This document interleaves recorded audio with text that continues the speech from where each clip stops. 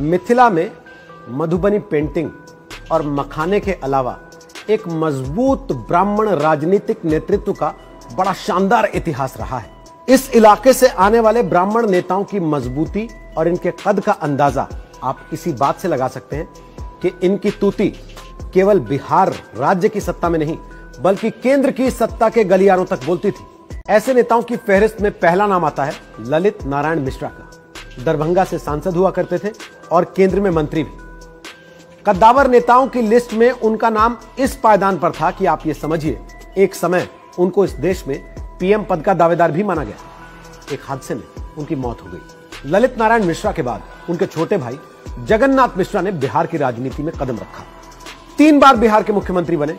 झंझारपुर विधानसभा से वो चुनाव लड़ते थे और हर बार जीतते रहे। पहली बार 8 अप्रैल 1975 को वो बिहार के मुख्यमंत्री बने और 30 अप्रैल 1977 तक पद पर रहे। दूसरी बार 8 जून 1980 को मुख्यमंत्री बने और 13 अगस्त 1983 तक इस पद पर रहे। तीसरी बार वो 6 दिसंबर 1989 को मुख्यमंत्री बने और 10 मार्च 1990 तक वो बिहार के मुख्यमंत्री रहे।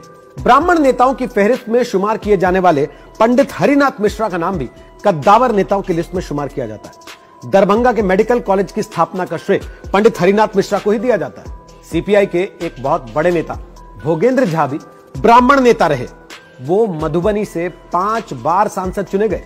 1967, 1971, 1980, 1989, 1991 में जीत हासिल कर उन्हें संसद पहुंचने का सौभाग्य मिला और उनके कद का अंदाजा आप इस बात से लगाइए कि उनकी मौत के बाद सीपीआई इस इलाके में कमजोर होती चली गई। पूर्व केंद्रीय मंत्री चतुरानंद मिश्रा भी मधुबनी से ही सांसद बने। वो कृषि मंत्री रहे, हालांकि उनका कार्यक्षेत्र गिरिडीह हुआ करता था। इसी कड़ी में एक और नाम आता है गौरीशंकर राजहंस का, जो झंझारपुर से सांसद हुए और पूर्व मुख्यमंत्री जगन्नाथ मिश्रा के रिश्तेदार हुआ करते थे। 80 के दशक में शिवचंद्र झा भी बिहार के बड़े ब्राह्मण चेहरों में शुमार किए जाते थे। एक समय ऐसा था जब अकेले मधुबनी जिला से कम आधा दर्जन ब्राह्मण नेता चुनकर विधानसभा पहुंचा करते थे और इन नेताओं में सीपीआई के बैद्यनाथ झा, महेंद्र झा, गुणानंद झा, जीवेश्वर झा, कुमुद रंजन झा शामिल थे। 90 के दशक के बाद बिहार में ब्राह्मण नेतृत्व में लगातार गिरावट होती चली गई और ब्राह्मण नेतृत्व में इस गिरावट की बड़ी वजह माना गया सौराठ सभा का समाप्त होना। ब्राह्मण केवल एक कोटे में सिमट कर रह गए। जैसे जैसे सौराठ सभा कमजोर होती चली गई वैसे वैसे ब्राह्मण एकता और राजनीतिक मजबूती भी खत्म होती चली गई। 90 का दशक आते आते ब्राह्मण नेतृत्व लगभग पूरी तरह से समाप्त हो गया।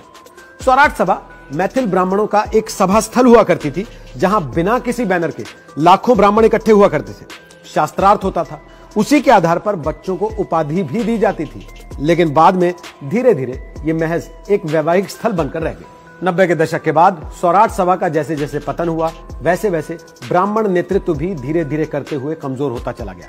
जगन्नाथ मिश्रा का प्रभाव भी कम होता चला गया और दूसरी तरफ लालू यादव का उदय हुआ, जिन्होंने बिहार में एक नए समीकरण MY यानी कि मुस्लिम और यादव गठजोड़ का एक्सपेरिमेंट किया, जो काफी हद तक कामयाब रहा।